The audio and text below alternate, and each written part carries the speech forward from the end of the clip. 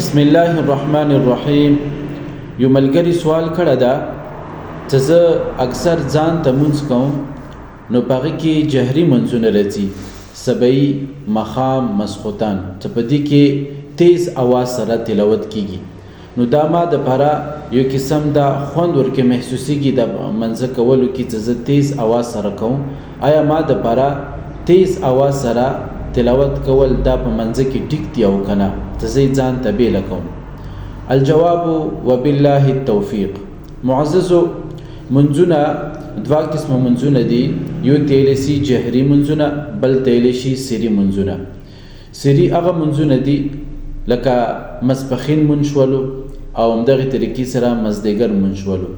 او جهري هغه منځونه چې هغه سبعي، ماښام، ماسخوتن، په دغه درو منځونو کې تیز اواز سره تلاوت کیږي. مطلب امام جمع سره منځ ورې کوي نو تیز اواز سره تلاوت کوي.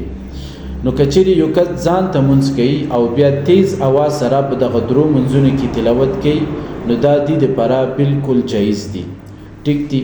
بلکې ځینو علما کرامو دا فرمایلی دي چې دا افضله طریقه هم ده چې یو کس جهري منځونو کې که ځان ته منځ کوي نو تیز اواز سره تلاوت کوي نو دا افضل هم ده.